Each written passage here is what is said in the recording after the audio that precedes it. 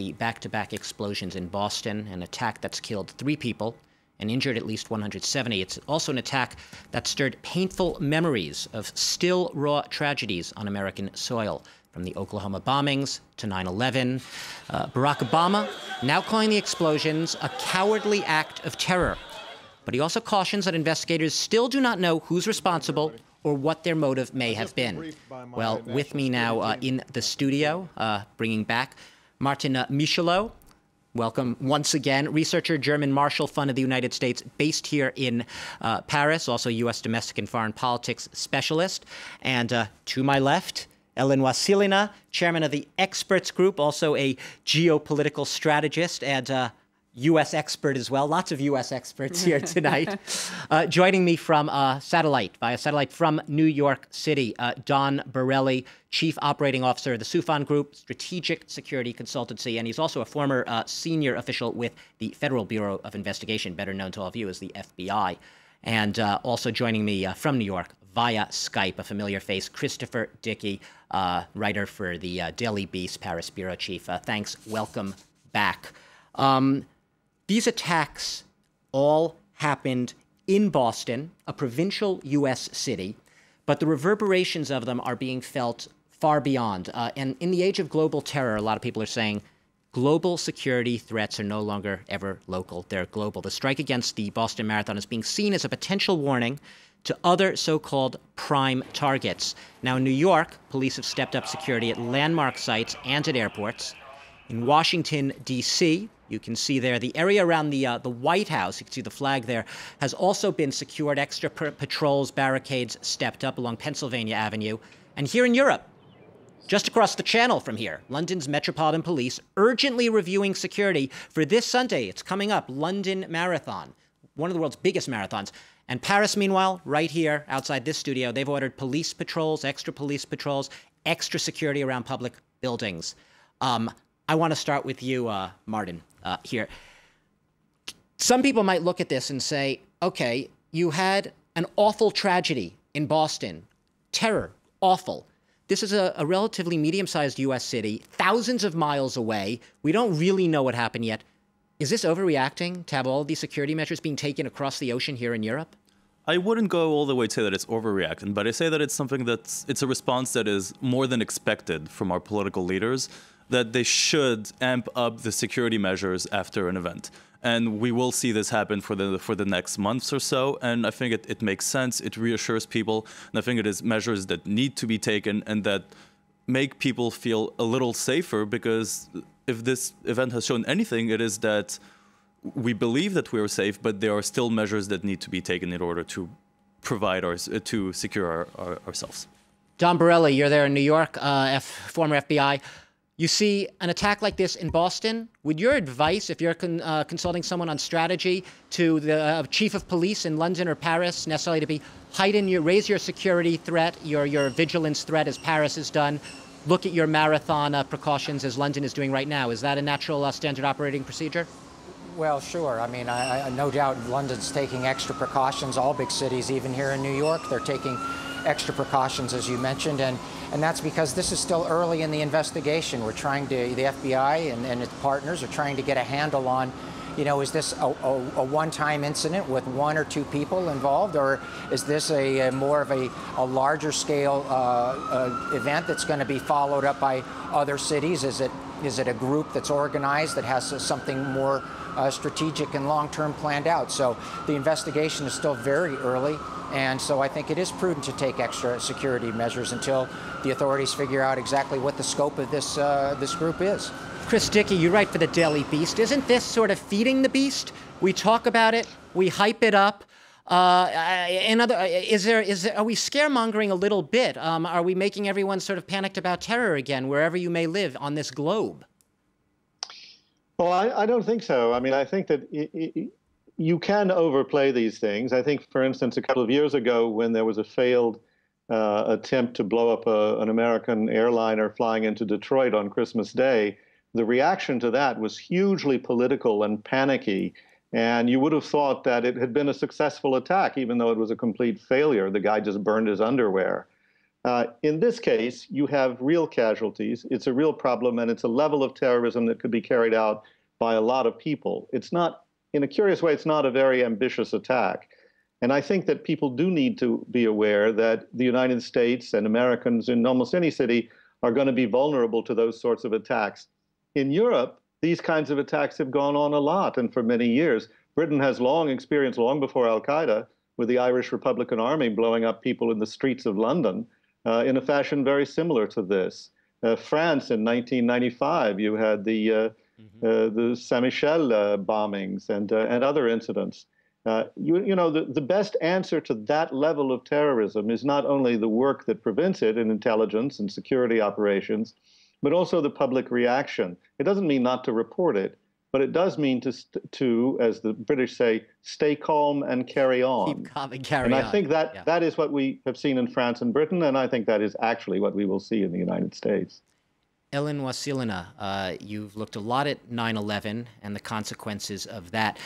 Do you think, we're sitting here in Europe, in Paris, do you think France, Britain are better prepared to cope with this kind of threat? I don't want to use the word rational, that sounds editorializing, but in a more sort of calm manner?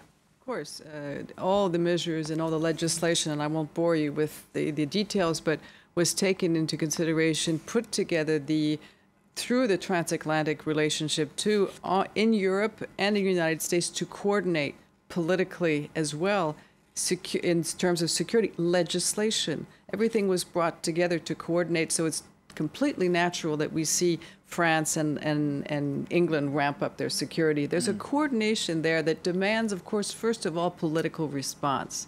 Okay, being responsible towards the inhabitants, towards protecting. Yes, we are democratic societies. And then you look at the other side of those that are left behind and out of those democratic societies. We can even go back and talk about globalization. We can talk about the media, as we mentioned earlier, and the effects of the media. And as we saw, this type of event, as we saw in Boston, gives those terrorists coverage. And so what are they going to do? They're going to benefit from that coverage. So, and as we said, as Martin said earlier about the terrorist group using the media to mediate and contact and connect with people. And we're sitting here talking about it right now. And we're talking about it right now. So, I suppose. In other words, there has to be, and there is, a coordination between the United States and Europe, and that has come through, of course, not only through military response, but we're also trying to avoid and try to prevent crisis, because we're not going to see any more major wars. This was an asymmetrical threat. Okay, we're not going to get a front-on head hit from two militaries going after each other. That can no longer happen, because what does that mean today? That means a nuclear war, basically. So these asymmetrical sort of threats are much easier to undertake, and as our societies are free and open and democratic, it's very easy to move around. What would you say to that, Martin? Basically, I mean, do you think that here in Europe, you know, they actually have a more, I suppose, sophisticated approach to these types? They're used to it, even more so than the U.S., where we see lots of shootings and everything, and that sort of being habituated to it, so to speak, makes it easier to deal with. No, absolutely. But you also see that the nature of terrorism has evolved, and the nature of great powers has evolved as well. I mean, if you look at recent trends, the military power, the real military powers right now who are carrying out actions are France and the United Kingdom. On the contrary, the United States is only leading from behind, providing logistical support. So in a way, the trends have reversed, and you could very well see France and the UK being targeted more seriously because of the actions that were undertaken in Libya, in Mali, and maybe very soon in Syria. So this is why it's very hard to draw conclusions today, because there are so many trends that are changing in the nature of terrorism, in the way power is carried out by the great nations today, that it makes it really hard to read into what happened yesterday. Don, I want to go back to you there in New York as a security expert. When law enforcement officials get up there in front of the microphones at press conferences and they tell people, whether it's in New York or London or Boston or Paris or wherever, be more vigilant. We don't want you to panic. Stay calm. Be more vigilant. Is that really an effective approach? Is it your experience, do people actually start looking around for bags and report more things and all of that? You know, I mean, I think people do generally. I mean, you have to remind people constantly because, as Chris was saying, you know, you can become complacent after a while. But I do agree with Chris on the point that, you know, the old saying, if you see something, say something, only goes so far. Most of the plots that I was involved with that we've thwarted were done through good intelligence collection, and that really is the trick. It's difficult, though, when you have maybe a small group or maybe one person acting alone that doesn't blog about what he's doing and doesn't confide in his plans and basically flies under the radar and makes a device in his or you know, kitchen, something like this. And unless, you know, there's somebody that interacts with this person that could alert law enforcement, this is where it's really difficult. And we saw this recently with a very highly publicized case in France with some tragic shootings at several Jewish students at a school in the south in Toulouse, where the culprit, the person who actually did it, it slipped right through the cracks in many respects. Thanks very much. I wanted to ask you one more time. Here in France, a lot of people, and I actually want our viewers to listen to a couple of reactions, there seems to be not always a lackadaisical attitude, but a sense of, oh, you know, we're okay, and not a sense that Boston's really affecting them. But I just want our viewers to listen to a couple of reactions from some French people to the events in Boston and how it affects them. It's not without justification. I'm always quite skeptical towards measures like these. I've never found armed people in train stations reassuring, but I also think in political terms it's probably useful. Terrorism isn't a worry or a fear here. I don't think we're very vulnerable. We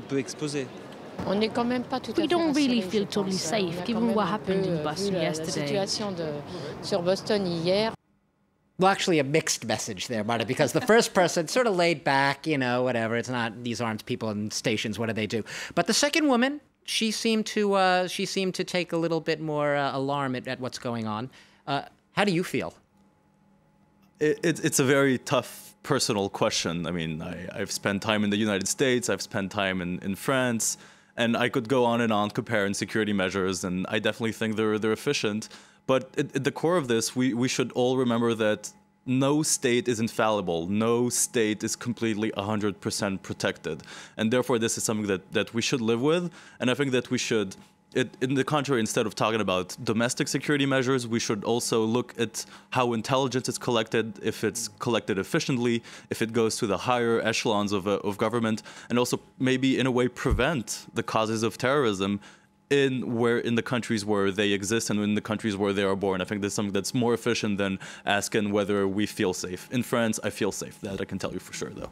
But one of the things, the first man we heard in that soundbite before, Ellen, is, you know, the armed soldiers in the stations. And I could say when I first arrived in France a decade ago, one of the things that shocked me was seeing these armed soldiers with their machine guns, usually 3 in a line, you know, strutting down the Champs-Élysées or at train stations. That's really just symbolic. That's cosmetic security, isn't it? No, it's not cosmetic security. I think, again, and I'll come back to what I said earlier, it's a political decision, again, to protect and to make sure, and that's the job of the government. Again, we're talking about intelligence. We're also talking about ruptures in society.